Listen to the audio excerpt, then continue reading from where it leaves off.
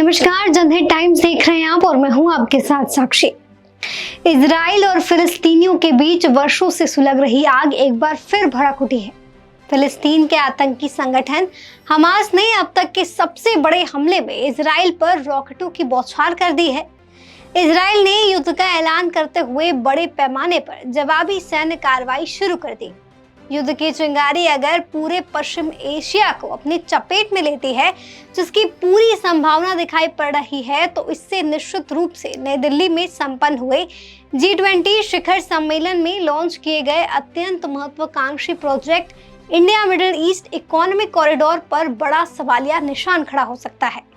इस योजना में इजराइल भी शामिल है। भारत और अमेरिका इसे चीन के BRI को टक्कर देने के लिए बना रहे हैं। इस तरह इजराइल और हमास युद्ध चीन के लिए बड़ा मौका ला सकता है। दरअसल भारत मध्य पूर्व यूरोप आर्थिक कॉरिडोर के अंतर्गत 3 क्षेत्रों के बीच शिपिंग और रेलवे लिंक विकसित करने की योजना की घोषणा की गई थी। इससे पहले I2U2 इजराइल, UAE और यूनाइटेड स्टेट कॉरिडोर एग्रीमेंट हुआ था। इजराइल पर हमास का अकारण हमला और उसके बाद तेल अवीव की प्रक्रिया मध्य पूर्व में कुछ महत्वाकांक्षी पहलुओं को प्रभावित कर सकती है। अमेरिका, सऊदी अरब और इजराइल के बीच संबंधों को सामान्य बनाने और भारत से यूरोप तक एक आर्थिक गलियारा बनाने पर जोर दे रहा है, जो मध्य पूर्व से होकर गुजरेगा। यह अब अधर में लटक गया है क्योंकि इजराइल ने युद्ध की घोषणा कर दी है और आतंकवादी संगठन हमास द्वारा सबसे घातक हमले के बाद इजरायली सेना गाजा पट्टी पर बमबारी कर रही है। भारत मध्य पूर्व यूरोप आर्थिक गलियारा महापरियोजना के अंतर्गत में 2 अलग-अलग गलियारे प्रस्तावित हैं।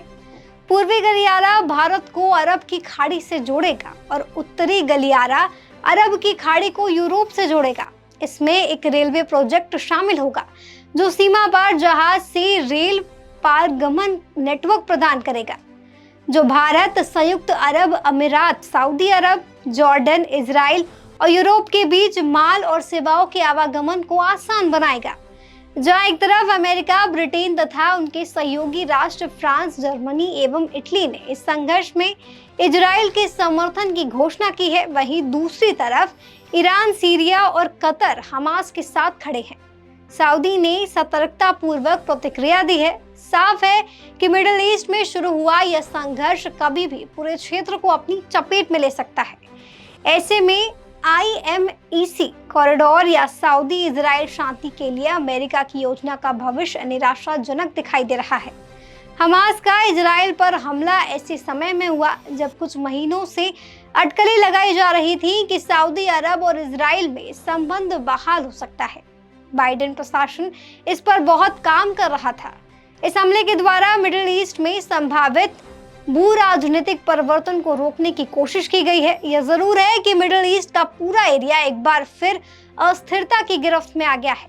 न सिर्फ मिडिल ईस्ट बल्कि और भी जुड़े हुए अन्य देश भी इससे प्रभावित होंगे। उसका सीधा इम्पैक्ट ऑयल और गैस पर होता है और उसकी कीमत पर भी होता है। आपको बता दें, भारत के प्रधानमंत्री नरेंद्र मोदी का हमास की निंदा और इजराइल के समर्थन की पेशकश दर्शाता है कि पिछले 2 दशकों में दोनों देशों के बीच संबंधों में मूलभूत परिवर्तन आया है।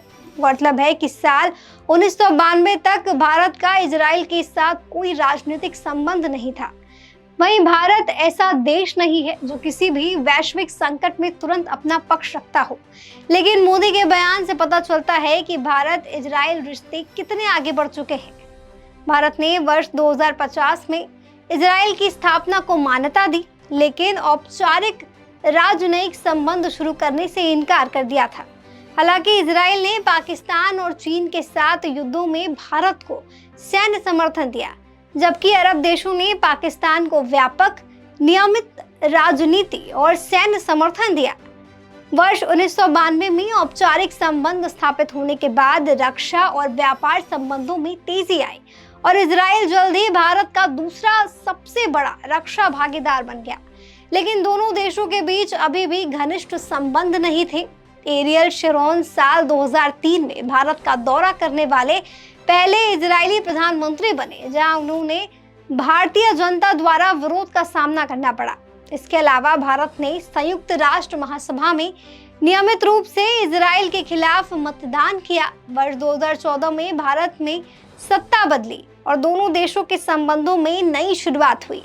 वर्ष 2015 और 16 में भारत ने संयुक्त राष्ट्र के उस वोट से परहेज किया जिसमें इस बात पर चर्चा की गई थी कि क्या गाजा में वर्ष 2014 के संकट के दौरान कथित युद्ध अपराधों के लिए इजराइल को अंतर्राष्ट्रीय आपराधिक न्यायालय के सामने लाया जाना चाहिए।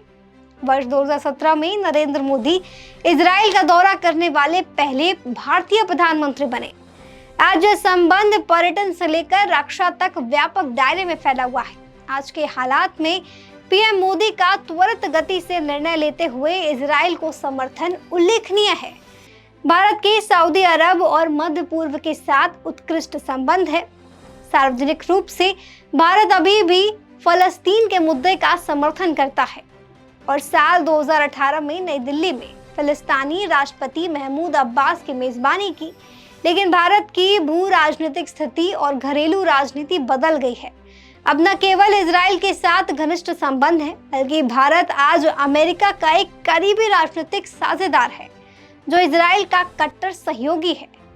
पश्चिम एशिया में स्थिरता भारत के लिए महत्वपूर्ण है क्योंकि अरब देशों के साथ संबंधों के अलावा बड़ी संख्या में भारतीय प्रवासी इस क्षेत्र में काम करते हैं और हर साल अरबों डॉलर परिवार को भेजते हैं। इसके अलावा भारत जो स्वयं जिहादी आतंकवाद समूहों के हमलों के प्रति बेहद संवेदनशील है, इजराइल की सुरक्षा चिंताओं को समझता भी है। India West Asia Europe economic corridor की खास बात यह है कि इसका सबसे ज्यादा फायदा भारत को मिलने वाला है। आपको बता दें, प्रस्तावित कॉरिडोर भारत को सीधे खाड़ी और पश्चिमी देशों से जोड़ेगा। ये भारत के निर्यात को बढ़ाने का काम करेगा। वहीं भारत के प्राचीन मसाला रूट को जीवंत करेगा, जिसकी बदौलत एक समय में भारत सोने की चिड़िया कहलाया करता था। G20 के इस सबसे बड़े प्रोजेक्ट पर भारत, अमेरिका, सऊदी अरब, संयुक्त अरब अमीरात, यूरोपीय यूनियन, इटली, फ्रांस और जर्मनी जैसे देशों ने सहमति जताई थी। इस इकोनॉमिक कॉरिडोर में भारत समुद्री मार्ग से खाड़ी देशों के साथ जुड़ेगा और वहां से स्थलीय मार्ग से यूरोप को जोड़ा जाएगा। इससे भारत के पश्चिमी तट से यूरोप के सुदूर हिस्से तक व्यापार करना आसान हो जाएगा। यह कॉरिडोर जॉर्डन और हाइफा से गुजरना है। ये दोनों ही काफी सेंसिटिव जोन है। ऐसे में India West Asia Europe economic corridor को पूरा होने में देरी होने की आशंका है। इसकी वजह यह है कि इस प्रोजेक्ट को लेकर होने वाली बैठकें अगले 2 महीने में शेड्यूल थी, जिनमें अब देरी होने की पूरी संभावना है।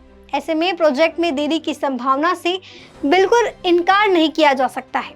अगर ऐसा होता है तो चीन बहुत खुश होगा, जो इस इलाके में तेजी से अपना प्रभाव बढ़ा रहा है। चीन जहां BRI को बढ़ावा दे रहा है, वहीं सऊदी अरब और ईरान के बीच दोस्ती करा रहा है। इस वीडियो पर आपकी क्या राय है, कमेंट सेक्शन में जरूर बताएं और देखते रहें जनहित टाइम्स।